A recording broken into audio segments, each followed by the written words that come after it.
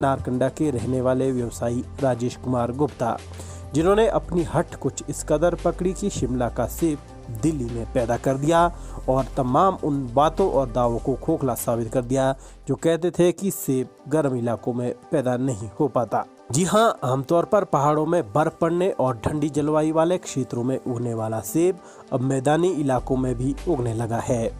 देश की राजधानी दिल्ली के करोल बाग में ग्रीन वैली वेलफेयर संस्था के सीएमडी और नारकंडा के होटल कारोबारी राजेश कुमार गुप्ता ने ये सब कुछ कर दिखाया है। इनके गार्डन में लगे हिमाचली सेबों की फसल अपनी बानगी कह रहे हैं कि मेहनत के बलबूते कुछ भी किया जा सकता है। 3 साल के पौधों में महीना पहले सेब की बम्पर सेटिंग हुई तो पौधों में लगे फलों को देखकर दिल्ली वासी भी हैरान रह गए कि कैसे शिमला का सेब दिल्ली में उग गया। लेकिन शिमला की प्रसिद्ध पर्यटन नगरी नारकंडा के बड़े होटल व्यवसायी राजेश कुमार गुप्ता ने नारकंडा और बिलासपुर से सेब के पौधों को ले जाकर गार्डन में लगाया और कड़ी मेहनत कर पौधों को कामयाब किया है। अब पौधों में फल लगने से वे काफी खुश हैं। स्थानीय लोगों को भी अब दिल्ली में सेब की पैदावार की उम्मीद जगी है। राजेश कुमार गुप्ता ने बताया कि गर्मियों में हिमाचल के सेब उत्पादक क्षेत्रों में तापमान 30 डिग्री तक पहुंच जाता है और सर्दियों में सेब के लिए ठंड जरूरी है जो दिल्ली में भी पड़ती है। इसी बात को लेकर उन्होंने प्रयोग के तौर पर हिमाचल से सेब के पौधों को लाकर अपने गार्डन में लगाया और सेब के पौधों की ग्रोथ के लिए वे पूरी तरह से ऑर्गेनिक खाद का प्रयोग किया, जिसका परिणाम आज सबके सामने है। उन्होंने बताया कि दिल्ली में उनके गार्डन में 10 पौधे गमले में लगाए गए हैं और 5 जमीन पर लगाए गए हैं जिनकी ग्रोथ अच्छी चल रही है। राजेश कुमार गुप्ता का कहना है कि वे अपने व्यापार के सिलसिले में 2001 में दिल्ली आए, लेकिन जब वे हिमाचल जाते तो उन्हें दिल्ली में सेब उगाने की तमन्ना हुई, जिसके बाद उन्होंने लगातार प्रयास किया। एक पेड़ जो 6 साल का है उसमें काफ़ी समय से फल नहीं लग पा रहे थे, लेकिन अब उन्होंने नई किस्मों पर काम किया है जिसका नतीजा उनके सामने है और 3 साल के पौधों में भी अब अच्छी फसल और साइज देखने को मिल रही है। उनका कहना है कि सेब पर ज़्यादा धूप ना लगे, इसके लिए भी उन्होंने सेब के पौधों के लिए छाया का प्रबंध किया है। उनका कहना है कि ये प्रयोग अगर सफल रहा तो वे व्यवसाय के तौर पर सेब का काम करेंगे। आपको बता दें कि राजेश कुमार गुप्ता ने सेब के अलावा बादाम, आड़ू, कीनू और अनार भी लगाए हैं, लेकिन वो सबसे ज़्यादा सेब पर काम कर रहे हैं और इसे व्यवसाय के तौर पर करना चाहते हैं, जिससे दिल्ली में भी सेब के क्षेत्र में कुछ नया हो पाए। सर, ये जो हम आपके बाग में सेब देख रहे हैं, इसका आपको दिल्ली में लगाने का कैसे विचार आया? देखिए, पहले जो मेरी जन्म है वो मेरा हिमाचल से ताल्लुक़ रखता है।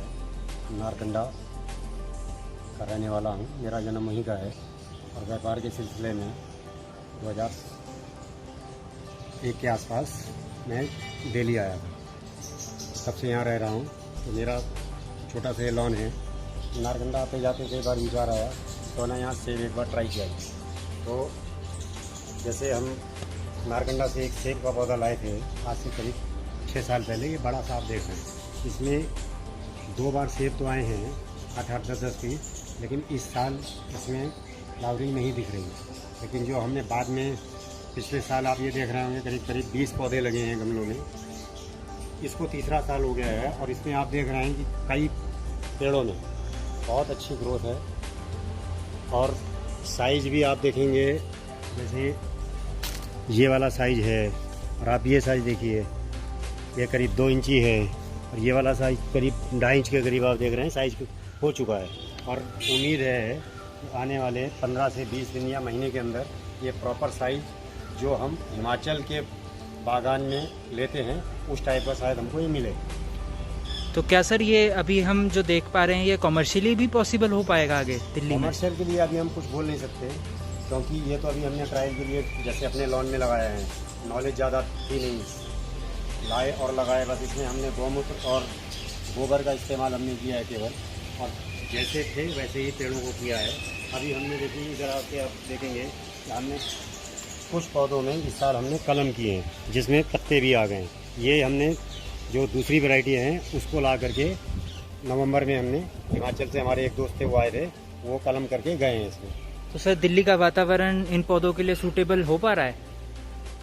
दिल्ली में गर्म ज़्यादा है, उसके लिए लो हाइट के जो पेड़ रहते हैं उनको हम लेके आए हैं और इसके प्रोटेक्शन के लिए हमने कोशिश की है कि इसमें धूप 3-4 घंटे से ज़्यादा ना रहे। उसके लिए हमने अभी देखिए आपने ऊपर से थोड़ा हमने कवर भी करा, अपने ग्रिल लगा रखा है, इसमें 3-4 घंटे धूप मिलती है।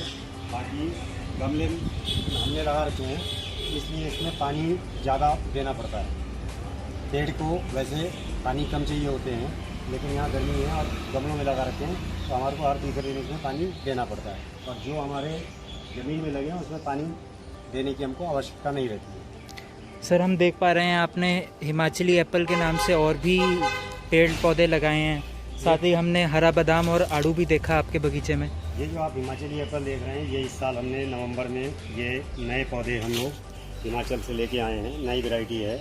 ये रेड सेब है और इसको ट्राई करके देखते हैं कि इसका आगे क्या आए, 1 साल के बाद इसका क्या ग्रोथ होती है। आप देख रहे हैं यहाँ पे जैसे हिमाचल के कई वैरायटियों के सेब है, आप ये भी सेब देख रहे हैं। और ये देखिए ये आड़ू के पेड़ हमने लगा रखे हैं।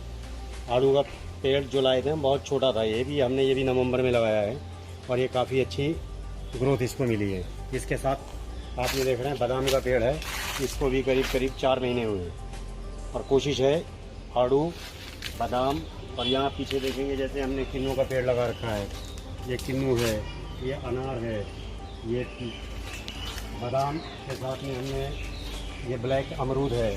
इन सबको 1-2 पेड़ हमने प्रयोग के तौर पे लगाए हैं। और हमारा सारा खास फोकस हम जो है अपने एप्पल के ऊपर लगा के बैठे हैं कि एप्पल की और नई वैरायटियाँ कलम करके जो दूसरी वैरायटियाँ इसमें हम लोग लगाएं और सेब को कमर्शियल रूप अगर दे पाए तो हमें बहुत खुशी होगी।